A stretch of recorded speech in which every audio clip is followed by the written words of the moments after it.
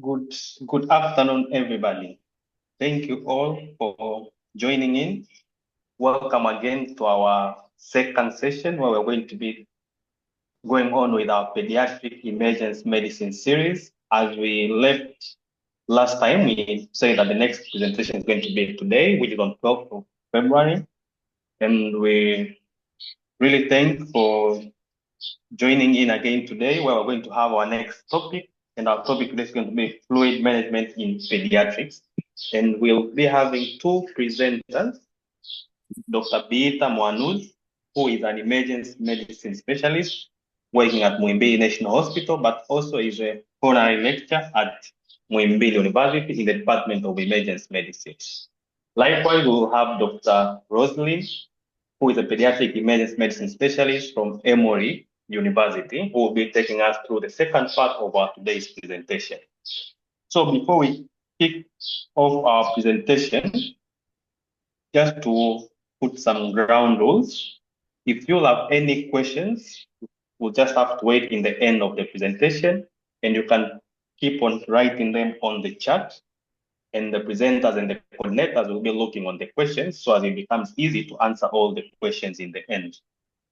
So whenever you have any question, just put it on the chat. If you have any issues or troubles, you can also put it on the chat so that we know how we can coordinate. So without wasting time, I'd like to welcome our first presenter, Dr. Biita Muhanuzi, who is going to take us through the first part. Dr. Biita, you're welcome. Thank you. First of all, thank you, MUHAS and the Emory University for giving me the opportunity to present in this forum. So I will take you through the presentation of fluid management in children. For the emergency care providers who are involved in caring critical ill children, they need to have skills and knowledge in caring these critical ill children.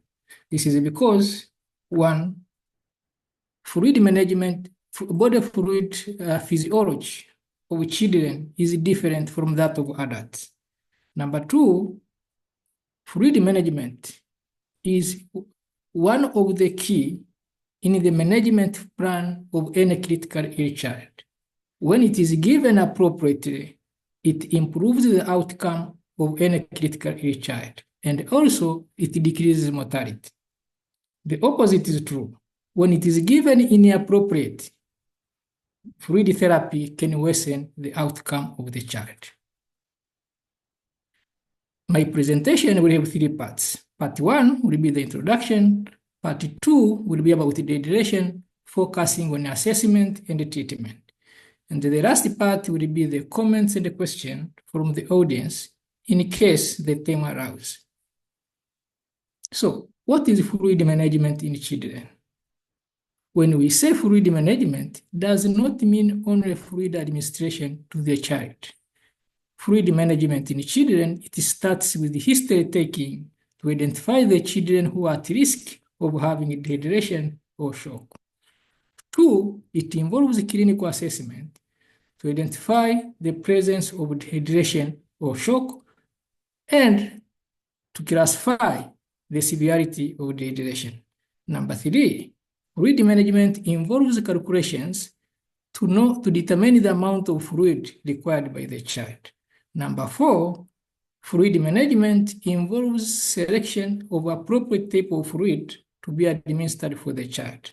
And lastly, fluid management goes together with the monitoring of the child who is receiving fluid therapy. So before I move further, I want to share with you a case of 8-year-old boy who is known to be diabetic and taking insulin accordingly. This child presented to the emergency department because of vomiting everything for 3 days. This child had no fever, had no diarrhea or convulsions. The initial vital signs of this child at the time of presentation were all normal except tachycardia of 120 beats per minute and tachypnea of 34 beats per minute. The primary survey of this child at the beginning was as follows. Airway was okay. Breathing was normal except the presence of tachypnea. On circulation, the child was tachycardic, but had warm extremities and the capillary field was around 3 seconds. On disability, the child was lethargic, had a random blood sugar of 21 millimole per liter, and the pupil were normal. On exposure, nothing was remarkable. So from this case, I want in your mind to have the following questions, because in the subsequent presentation, I will be answering these questions. Question number 1, is this child dehydrated? If yes, what is the percentage of dehydration? Question number 2, what is the fluid deficit of this child? Question number 3, is oral dehydration therapy the best option in managing dehydration of this child? Question number 4, does this child need resuscitation fluid? And if yes, how much of it? Number 5, what is the amount of maintenance fluid required for this child? The last question, what is the total fluid required for the replacement over 24 hours for this child? Now, let's discuss about dehydration. In a normal child, usually there is a balance between the amount of fluid the child is losing and the amount the child is taking in. But when the child becomes critically ill, it may happen that the amount of fluid the child is losing is higher than the amount of fluid the child is taking in, which creates a negative fluid balance. This state of a negative fluid balance is what we call dehydration. Dehydration is expressed when you say a child is 5% dehydrated, it means the child has lost 5% of his or her total body fluid. When we say the child is 10% dehydrated, it means the child has lost 10% of his or her total body fluid. How do we obtain this percentage? Simply, the percentage of dehydration is equal to the percentage of weight loss when the child gets sick. So in order to have the percentage of dehydration, you need to have the weight of the child within 2 weeks before getting sick, and the weight of the child at the time of presentation. Then from this, you get a difference, and then you calculate the percentage. But in emergency care settings, this formula, it is not realistic, because most of the time of these children, when they present in the acute care areas, the body weight of the child before getting sick, it is not known, which makes it very difficult for the emergency care provider to estimate the severity of dehydration using the body weight. So there is an alternative to assess the severity of dehydration. So clinically, you can assess dehydration, and from the clinical assessment, you can come with mild dehydration, moderate dehydration, or severe dehydration. So the literature says the child who have mild dehydration is equal to have 5% dehydration. Those who have moderate dehydration means the percentage of dehydration is varying from 5 to 10. Those who have severe dehydration, it means the percentage of dehydration is more than 10%. You need to calculate this severity of dehydration because the plan of management, the amount of fluid you need to replace to the child, needs you to know the percentage of dehydration. So the literature have already come out with some of the clinical variables or clinical parameters which can be used to assess the status of body fluid or the dehydration.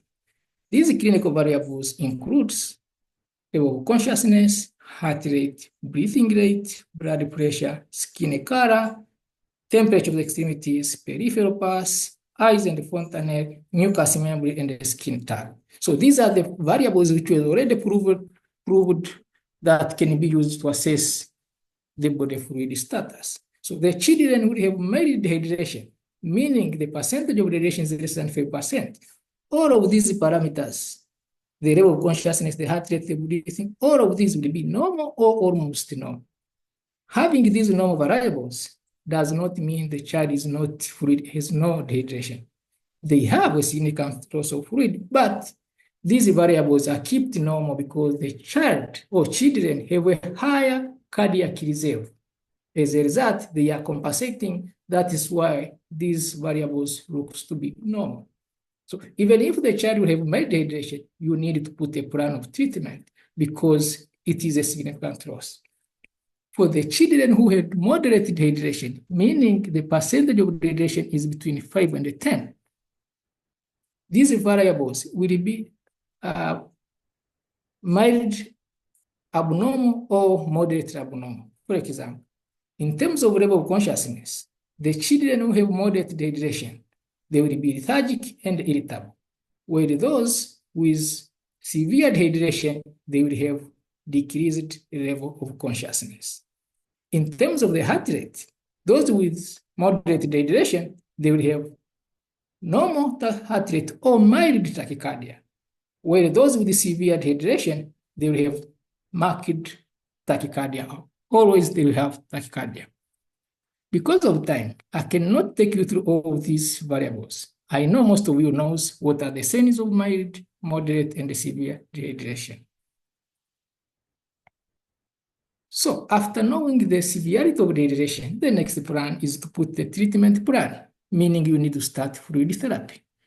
So the fluid we give to these children, they fall into 3 categories.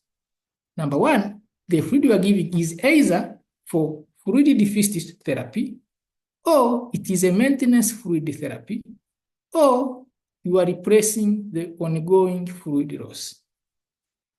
In the subsequent slide, we'll discuss each of these in detail. So let's start with the fluid deficit therapy. What is a fluid deficit? Simply, fluid deficit is the amount of fluid the child has lost before presenting to the health facility.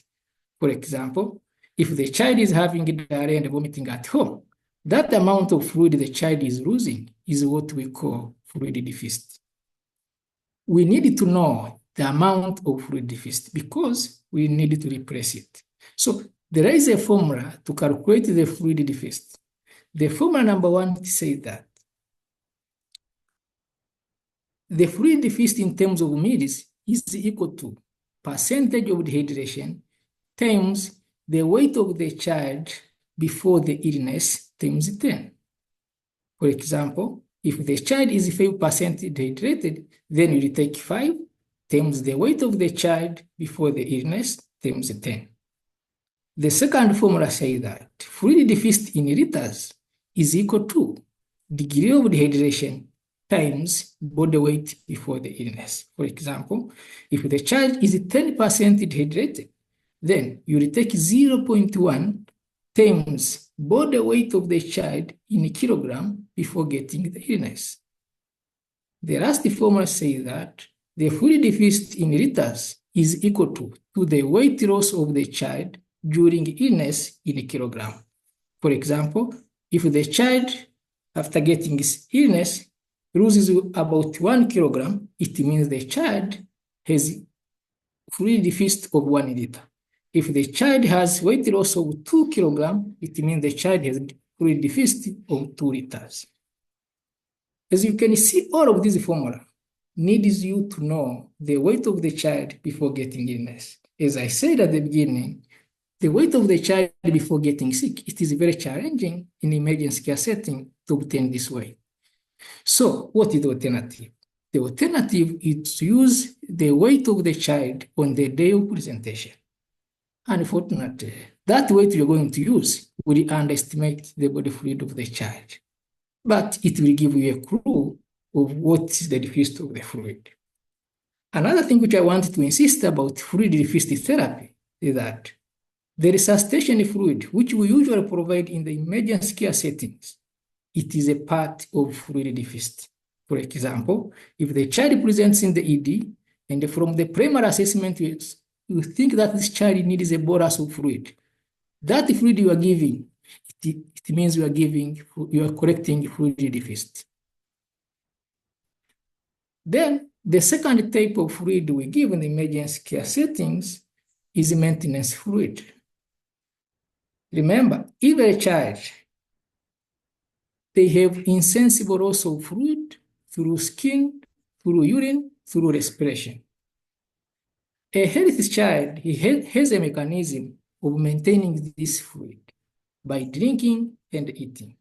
Unfortunately, when the child becomes critically ill, it becomes unable to eat or drink. As a result, this child cannot replace this insensible loss fluid. So it is your responsibility, you as an emergency care provider, to put a plan to replace this maintenance fluid.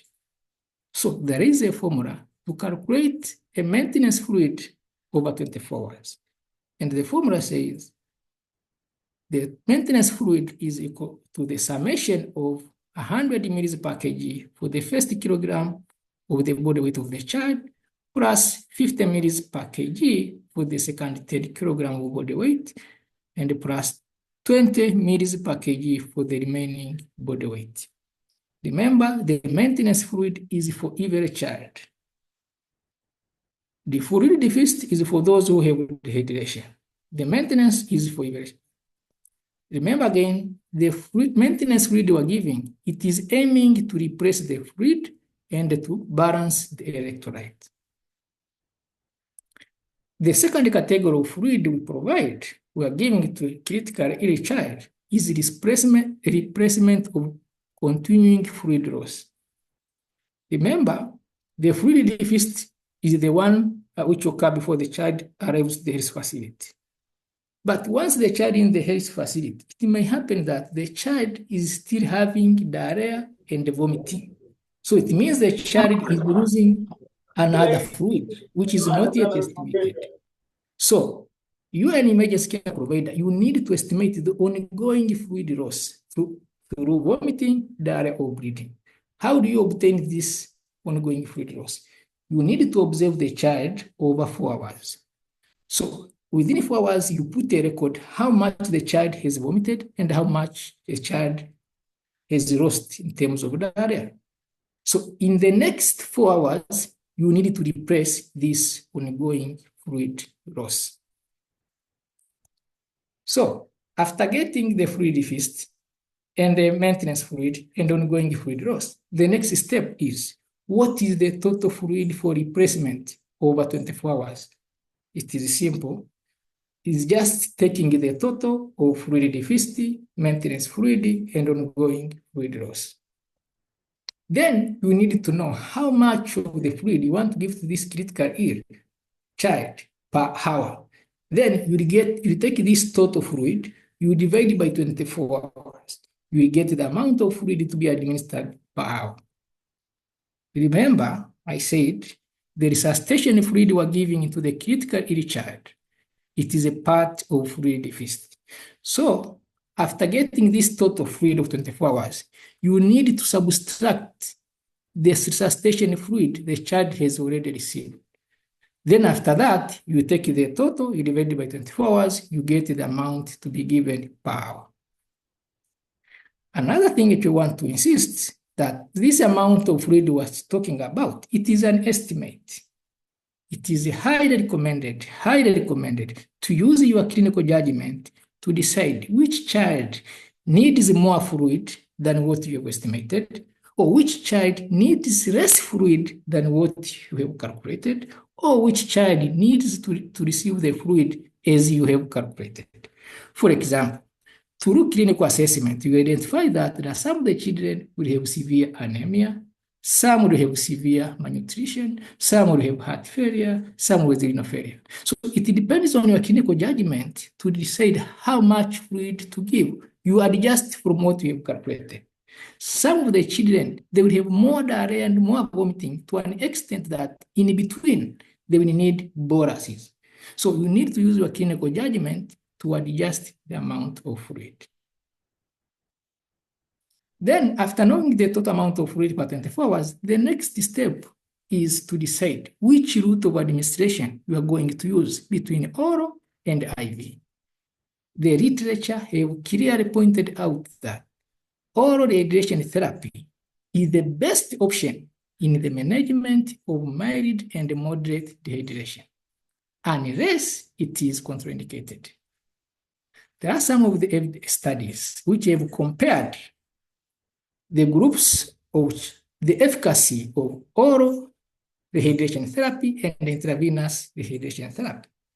It was found that the efficacy is the same in patients who are receiving oral and those who are receiving IV in the management of mild and moderate dehydration. And in actually, those who are receiving oral rehydration therapy, they had less complications.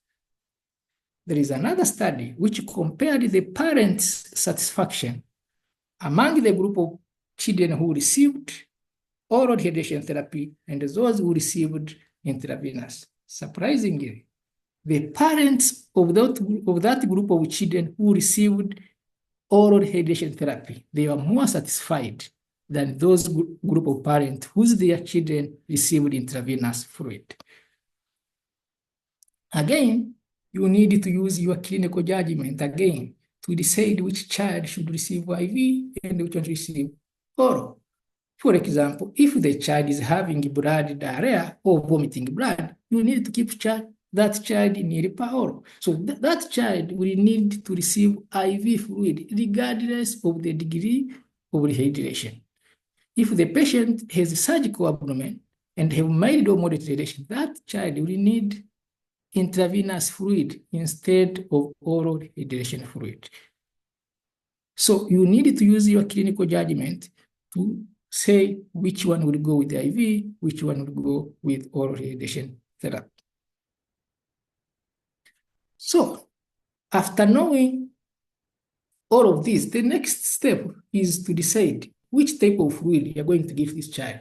Are you going to give isotonic fluid? Are you going to give hypertonic fluid or hypotonic fluid? In the literature, it was stated very clear that if it is a resuscitation fluid, the fluid to give will be isotonic fluid, meaning the fluid which have sodium concentration similar to that of the plasma.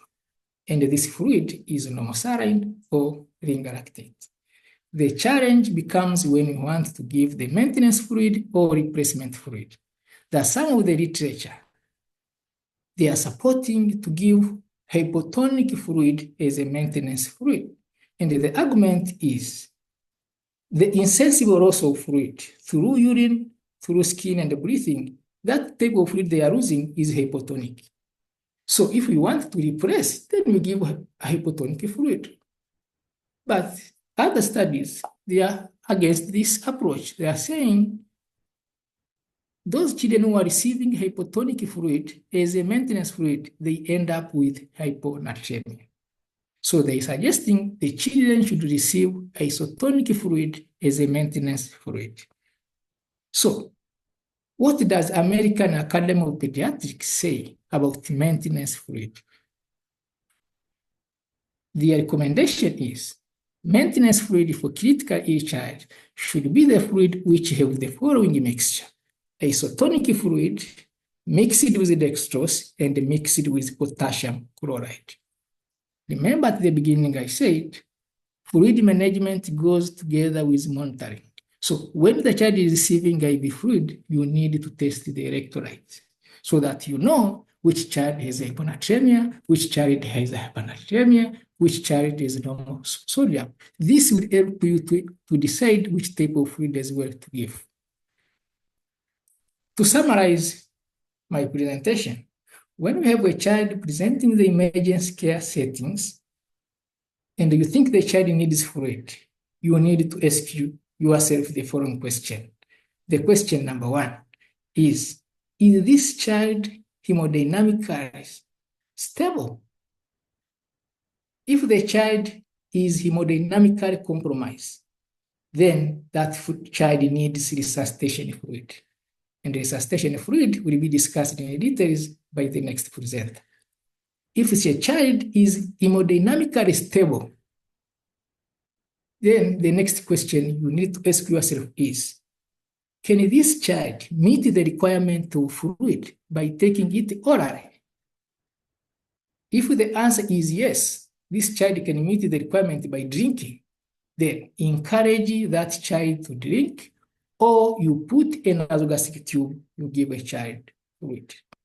But if the child is hemodynamically stable, and from your clinical judgment, you think the fluid, the child cannot meet the demand, the requirement of fluid through drinking, then your next step is to assess the degree of dehydration. Those who have no signs of dehydration, it means they will need only a routine maintenance fluid.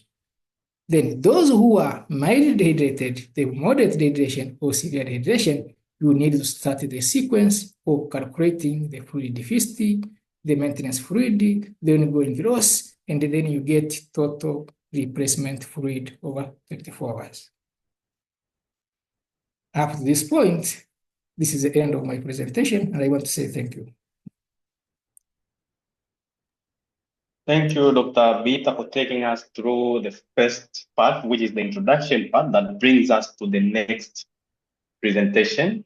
And again, if you do have any questions, just put them on the chat and we'll go through them at the end and try to answer them as much as possible. So I now like to welcome the next presenter who is going to take us through the next part, which is the connection and continuation from where Dr. Biita has just ended. Welcome, Dr. Roselyne. Hello, thank you. So I will be continuing the presentation on pediatric fluid management in the emergency department. My focus will be to review the basic pathophysiology that guides our fluid management. And my goal is for you to be able to think through some tools to troubleshoot your fluid management concerns at the very basic level. And so the context I will set this in is shock, because ultimately all fluid management is to avoid shock or to mitigate shock in patients. And so this is my outline. I'll briefly talk about shock, review some basic epidemiology, and specifically look at pathophysiology and some functional categories. Quickly review through some clinical signs and symptoms, since we already looked at that, and then highlight evaluation and management. And so in patients, why do we give fluids? It may be because they are dehydrated. It may be because they are infected and are septic.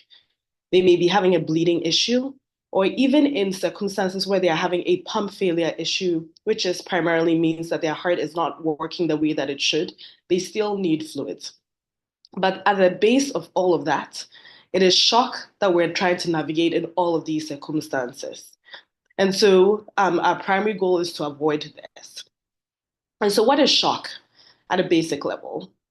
Really what it is that you don't have adequate oxygen delivery. And so the glucose in our cells and the glucose substrates are not being delivered appropriately to meet our metabolic demands that the cell needs. And when I talk about metabolic demands, what I simply mean is the body cannot generate energy.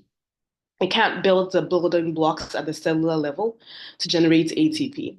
And so there's energy failure. So when you are actually trying to navigate how much fluids you need to give the patient, what you are trying to avoid is an energy failure at the cellular level, which ultimately results in death if this is not appropriately addressed. And so thinking through some epidemiology for patients with shock, it is hard to quantify the numbers of shock because there are many reasons why. And so I pulled some data on different causes and how big this issue is. Every year, there's about 1.2 million cases of childhood sepsis. And in high income countries, this forms about greater than 4% of all the hospitalized patients who are under 18 years and about 8% of PICU admissions. But the mortality is very high, depending on where you are and depending on the illness characteristics. So it can range anywhere from 4% to 50%, secondary to refractory shock and multi-organ dysfunction within 48 to 72 hours. This may mean that 1 out of the 2 children showing up for you with sepsis may end up dying due to shock, depending on the circumstances. We are all acquainted with diarrheal illness being one of the leading causes of death, specifically when it comes to dehydration, especially in children who are between 1 month to under 6 years. And in children who are under 5 years, it accounts for more than 400,000 deaths. And so this is an important issue to be able to avoid and address. In terms of the pathophysiology of shock, we talked about it being a problem with oxygen delivery, right? When we're trying to give fluids, this is what we're actually trying to optimize at the cellular level. And I'm going to review a calculation, but that calculation is not my ultimate goal. I want you to be able to focus on the aspects of the calculation that we optimize clinically all the time. And so oxygen delivery is really made up of the cardiac output, which is how much the blood is pumping out per minute in liters all the time. And then the oxygen carrying capacity of the heart.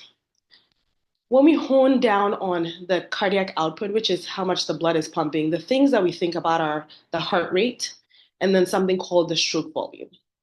In children, one critical difference is, especially the younger they are, they oftentimes increase their heart rate in order to maximize their cardiac output when they're ill. The stroke volume is what you're pumping from your left ventricle to the rest of the body after you squeeze the heart during systole. And that stroke volume is dependent on certain factors. 3 of them are the afterload, the preload, and the contractility. Just to simplify these concepts, think of this afterload as the pressure that the heart has to overcome at the level of the aorta just to pump blood forward. You may give fluids, but depending on the actual clinical scenario of the child, they may be fighting against increased pressure. For example, when they have a cardiac problem. And so you're having to work hard to be able to deliver that fluid to the rest of the body. The preload is the degree to which the heart is stretched, and it's a pressure function that you often want to optimize. And when you are actually giving fluids, this is what you are really optimizing. You are optimizing the preload in order to increase the stroke volume in terms of how much the heart is pumping. And then the last piece is the contractility. This is the quality of the squeeze. So a heart that is healthy and functioning well is going to have good contractility. A heart that is not functioning well is going to have poor contractility. And when we give fluids, what we're trying to think through is how can I best give fluids in order to get it to where it is to overcome the pressure that's ahead of me, and also to maximize how well it is squeezed out into the body.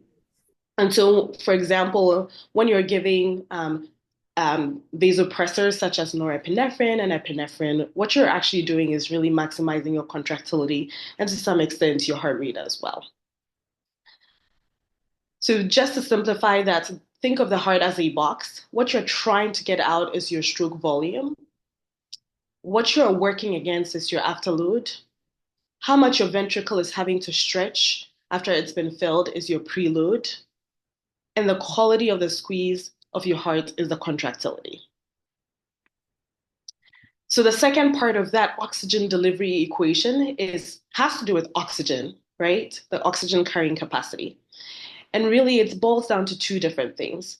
Oxygen that is bound to your hemoglobin and oxygen that is dissolved in the artery or in the blood. The bound oxygen is about 98 to 99% of what we carry in our bodies, and what is dissolved is about 1 to 2%. That saturated oxygen depends on your hemoglobin status. Think about patients with anemia. And there's a constant in terms of the grams, the amount of grams that a hemoglobin can carry for oxygen. And then the dissolved oxygen is based on your arterial oxygen saturation and a solubility constant for oxygen. So you cannot really change some of these factors, like the constants in this equation. But when you have a patient who is having problems with shock or dehydration, when we talk about one specific area, or bleeding, you can maximize certain aspects of this equation. You can either maximize their hemoglobin or maximize how much oxygen they are getting by placing them either on a non-breather or a nasal cannula. Because the arterial saturation of oxygen, think of your SpO2 or that pulse ox that you have as sort of an external measure of that. And so you can give them more oxygen if you are worried that they are in shock. And so these are some pieces just to put everything together. Fluids are not a simple thing. There are ways to optimize the fluids. You can either optimize how much you're giving in your preload, how much you're squeezing with the heart. You can decrease how much pressure is ahead of the heart in the aorta that you have to overcome. Or you can optimize the kind of fluids that you're giving by giving hemoglobin and placing the patient on oxygen, especially depending on the underlying cause of their shock. And so we already reviewed some of the fluid decisions that you have to make. And so I'll only briefly touch on these. But when we think about what kind of fluids, you can give blood, you can give various crystalloid fluids, including lactated ringers or ringers lactates, normal saline, or plasma light, depending on which country you're operating from.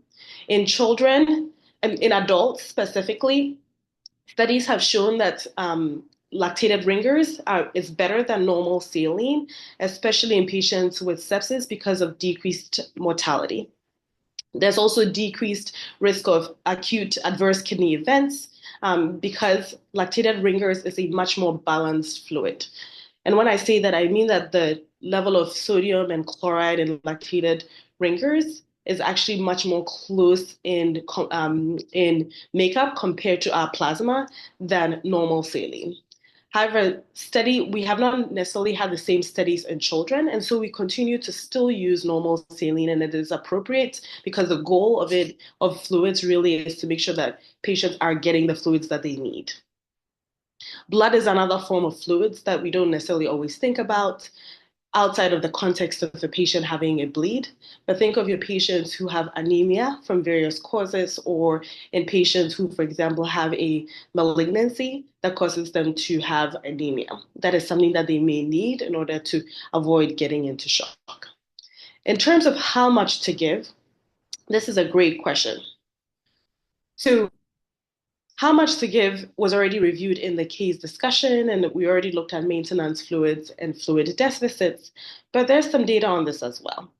And so depending on the clinical context, oftentimes in high-income countries where there are ICUs, the goal is often to maximize to 40 to 60 mils per kg of fluids, and even more, depending on the situation of the child. For example, if you have profound dehydration, you may actually have to go higher. And this will be to increase that preload that we talked about, right? But in children who have specific circumstances, for example, anemia or malnutrition or even burns, giving a lot of fluids may not actually be the best thing for them. And so it's helpful to kind of think through the context of the patient that you have. In addition, studies, specifically the FEAST trial that was performed in several different countries, showed that fluid boluses in critically ill patients with resource-limited settings actually increase their 48-hour mortality. And so the recommendation is to at least, at maximum, to do about 10 to 20 mLs per kg of fluid boluses. And then ideally to give maintenance fluid and to continuously reassess the clinical situation. And then how much to give in cardiac patients, for example, is also very different. And so if you are worried about an underlying cardiac problem, you're probably going to be giving very small volumes over time and reassessing more frequently. In a clinical practice, that may be 5 mLs per kg to 10 mLs per kg at a time to determine if the patient is being fluid overloaded. And then how fast to give the fluids also depends on the situation. So depending on how profound their fluid losses are, or the clinical context, for example, in a patient who is hemorrhaging in the setting of trauma, you want to give that fluid as fast as possible because there are clinical implications as far as how the body manages fluid losses. And so it is helpful to think in terms of the calculation for oxygen delivery, but sometimes it's helpful to also think about functional categories for shock because it's helpful to be able to figure out what are my clinical signs and what bucket am I actually dealing with. And so there's some general buckets that have been categorized that we're going to review. So in patients who are presenting with some kind of hypovolemic shock, think of your situation such as a patient with gastroenteritis or a patient in hemorrhagic shock. What their primary underlying problem is that they've lost volume. Not all shock is the same. And so What does that volume loss mean? As far as the physiologic changes, we're going to look through a couple of things. If you've lost volume in a hypovolemic situation, the cardiac output, or how much blood the heart is actually pumping out per minute, is going to be decreased because your volume is decreased. And what is going to happen physiologically is that your systemic vascular resistance, which is how much the blood vessels in your body respond in order to shunt blood and to increase the blood pressure flow to vital organs, changes. It actually increases in order to get blood flow to the important organs. Because you've lost volume, that preload is also going to be decreased. Your heart rate is going to be increased as a result of having lost volume. And oftentimes, if you are working with a functionally normal heart, your contractility may also increase in order to be able to squeeze as much as possible of what is actually in the heart. Another type of shock is distributive shock. Think of your patients who have septic shock, anaphylaxis, or neurogenic shock. With distributive shock, the actual primary problem is that they don't have adequate vascular tone, and there's increased capillary permeability. And so they may have the same volume being pumped out, but if you think of the blood vessels being vasodilated, it's not going to function in the same way as hypovolemic shock. So for example, the cardiac output may be the same or decreased depending on the clinical context. Because you're vasodilated, that systemic vascular resistance of your vasculature is also going to be decreased instead of increased to meet blood pressure demands. Your heart rate may be increased in order to maximize your cardiac output, if you remember the equation for cardiac output being stroke volume times the heart rate. But specifically in neurogenic shock, be cautious about looking for that heart rate because they may actually be bradycardic. The contractility may be variable. And then the three other kinds of shock categories that I think about are cardiogenic shock, obstructive, and one other occurrence, which is dissociative shock, which we don't often talk about. But in a cardiac defect, for example, in patients who have heart rhythm issues or have myocarditis as a result of some kind of infection or another underlying cause, or structural heart problems such as coarctation of the aorta, their cardiac output is decreased because the heart is not pumping out the way that it should. And their systemic vascular resistance will be increased because that vasculature is actually working. It's going to try and increase the blood pressure to meet the body's demands and get oxygen delivered to the right place. Something called the central venous pressure, which is the pressure in the vena cava, measured at the right atrium, will be increased because think of it as you have all of this blood which is not having forward flow, and so there's going to be buildup and back pressure as a result. And then if, depending on the kind of cardiac defect, you may have a decreased squeeze. Think about patients who have myocarditis. The muscle of the heart is not functioning the way that it should. If there is a mechanical obstruction to the cardiac output, for example, when there's a pulmonary embolus, a cardiac tamponade, a tension pneumothorax, your cardiac output is again going to be decreased because the heart is not going to be pumping out the fluids the way that it should. Again, there's back pressure, and so your central venous pressure will be increased. And then often the afterload, the pressure you're fighting against just to get blood out of the heart, is also increased as part of the underlying problem. And then the last category, which I'll briefly mention, is the dissociative shock. Think about this as an inability to release oxygen. Think of patients who have carbon monoxide poisoning or cyanide toxicity. The oxygen is bound tightly to the hemoglobin and not being released. Those patients may look like your patients with dehydration, but their story does not fit because they have not had any losses. And so this is where thinking through that shock calculation, especially your oxygen delivery, helps you figure out how to maximize oxygen delivery by increasing oxygen when you need to in order to navigate this type of shock. And so here are some clinical signs and symptoms. They may be early or late when you're in decompensated shock. Often in children, they may be tachycardic for a long time.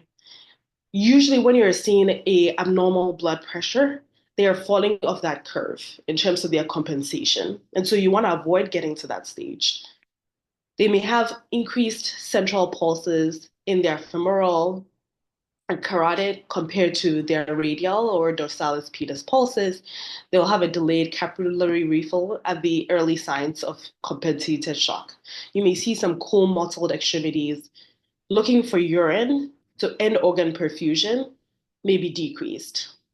They may have an increased respiratory rate, and temperature may vary depending on the underlying cause. They may be irritable or agitated because they're not perfusing their brain as well. Some late signs that you may see is just loss of peripheral pulses. You cannot palpate them. Very prolonged capillary refill. And then once you're starting to get to the point where they're close to being peri-arrest, you may start to see other signs like bradycardia, bradypnea or apnea, and then lethargy and confusion. These are significant warning signs, and paying attention to the early signs is helpful. As far as the clinical signs and symptoms, think about how the body autoregulates. So what it is going to try and do is supply the organs that are most helpful and essential. And blood is going to be redirected to those vascular beds. So those are going to be basically cerebral perfusion and coronary perfusion. It's going to try and preserve the heart and the brain. So where you often start to see decreased peripheral perfusion is cutaneous. Patients start to appear mottled or cold because blood is being shunted away to vital organs. The next bastion will be hepatic and splanchnic and somatic perfusion. And so what it may present as is patients who have some kind of pancreatitis, disseminated intravascular coagulation, patients with hypoglycemia. And so checking your glucose is going to be helpful because the shock may present in this way as well. You start to see poor renal perfusion because that is also one of the areas that is preserved as much as possible. And that may present as an acute kidney injury. And then lastly, you may start to see altered mental status because of the cerebral and coronary perfusion. Usually when you're getting to that point, that shock is in a bad state. And so you want to pay attention to some of the earlier signs, such as the cutaneous perfusion and what is happening to the other organs in the body. And so looking at evaluation and management, it really depends on where your fluid losses are and what are the underlying causes of your fluid losses, right? It may be that, and specifically shock, which is the context we're talking about. Depending on if it is sepsis, it may be that you need to get cultures from different areas, including urine, blood, or CSF.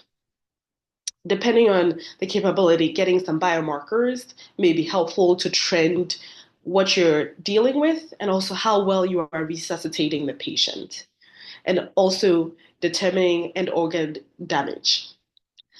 As far as trauma, you may be getting coagulation studies to actually adequately determine what the underlying problem is. And specifically here, I think the most important thing is getting a CBC to know what your hemoglobin is. Because again, you can optimize your fluids and the kind of fluids you're giving the patient in order to mitigate the shock.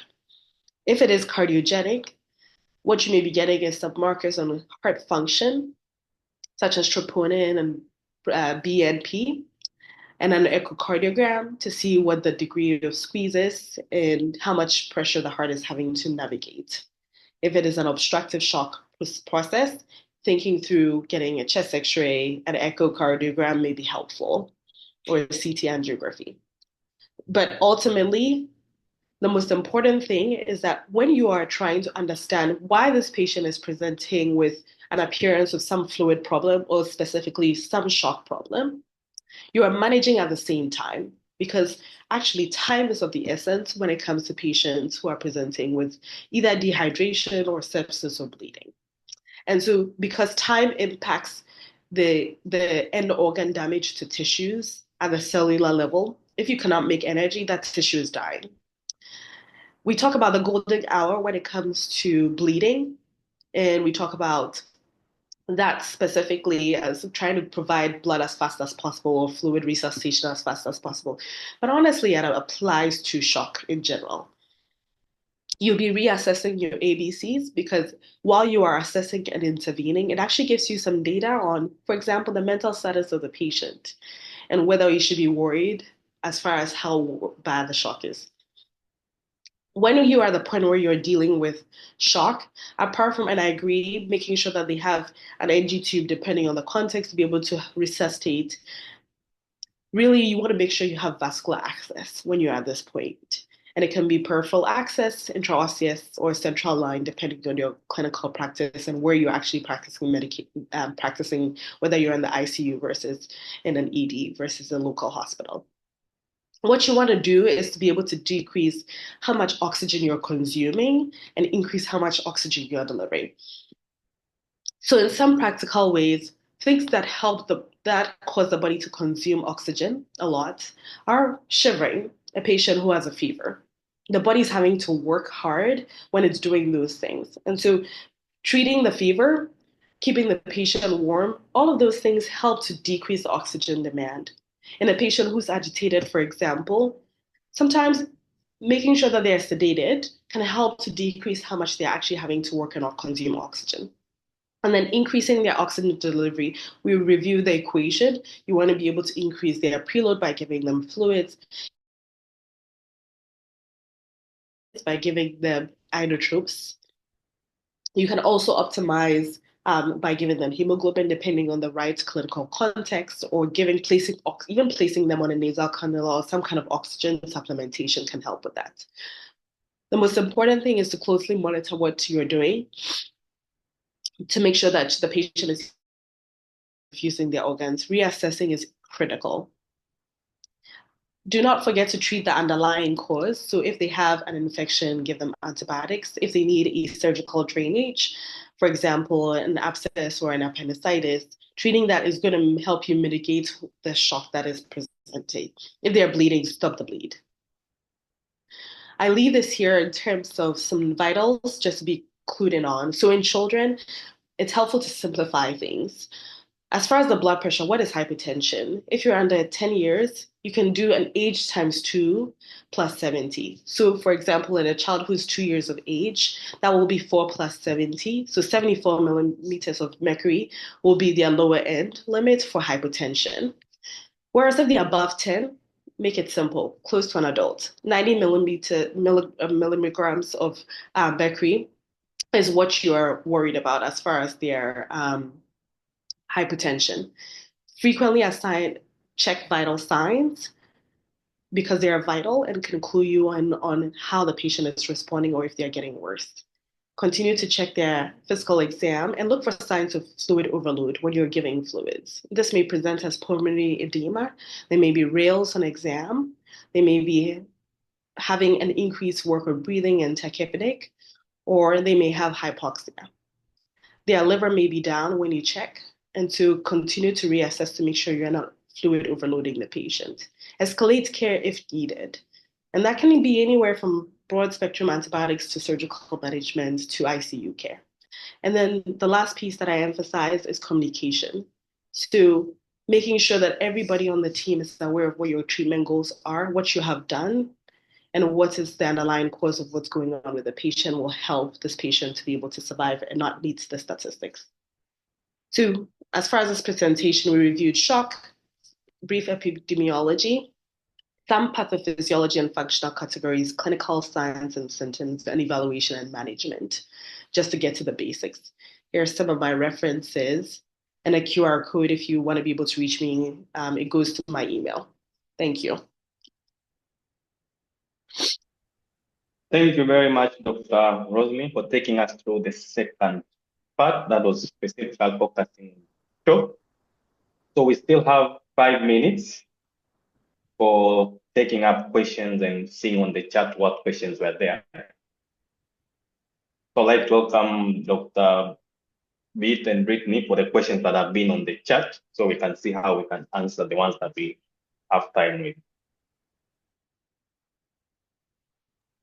Okay, thank you, Humphrey. I came across with one question asking, how do we calculate the percentage of dehydration? I said, percentage of dehydration is equal to the weight loss of the child during the illness. So within 2 weeks before the child becomes sick, you need to have the body weight. If the child had 10 kilogram and then the child start having illness like diarrhea and vomiting, we expect the weight loss to go down. So at the time of presentation, the ED, you need to take the weight of the child. Then you take the difference. That difference you divide by the body weight of the child before the illness, you multiply by 100, you get the percentage. But this, most of the time I said, is very difficult. The alternative is to use the clinical assessment of mild dehydration, moderate dehydration, and severe dehydration. When it is moderate dehydration, the literature says the percentage of dehydration it means is less than 5%. When it is moderate dehydration, it means the percentage of dehydration is between 5 and 10. When it is severe, it is more than 10. Thank you. That is the only question I came across. Yeah, seems that the presentation is well understood so that there are no questions being asked. Yeah, we still have 4 minutes. We'll take more questions. If there are questions, you can just write in the chat. But as well, as you are waiting for more questions, just to give important information. So this is the second presentation in our pediatric emergency medicine series. The next presentation is going to be in the coming month, that is March 12th. We'll be talking about trauma. So all the participants that have joined in today, just put it in your calendar that on 12th, we'll have another next presentation, but as we'll keep on sharing and making sure that you catch up and have the reminders on time. And for all the reminders and knowing what's coming next, I've just posted in the chat. You can follow. We have the Insta page and Twitter page for our department, where when you follow, we always post all the upcoming lectures in this series so that you can be aware of when is the next one. But as well, I would just like to also make one announcement. For all those that attended the first lecture series, I know you're still waiting for your CPD. And rest assured, I'm still following up on them. We have already submitted all the participant names to MCT. So they are just pending approval. But rest assured, all those that participated in the last presentation, as well as this one, we're going to submit all the information to MCT so that you can get all your CPDs. This symposium has 3 CPD points, but just make sure you do not have any pending bills on MCT. If you have any pending bills at MCT, unfortunately, they won't allocate you the CPD points. So you need to clear all the pending bills.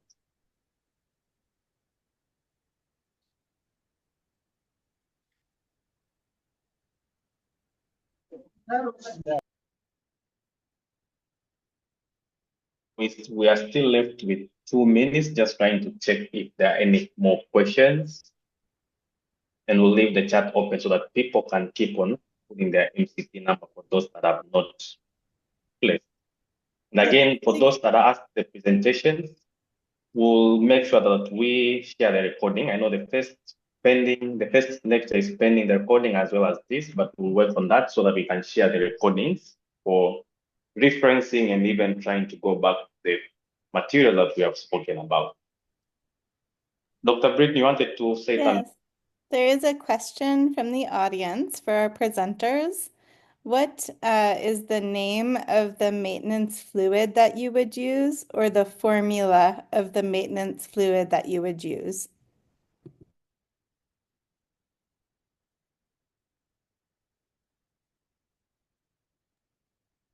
Oh, go ahead. I think the name of the formula is called the Haga-Siga formula. I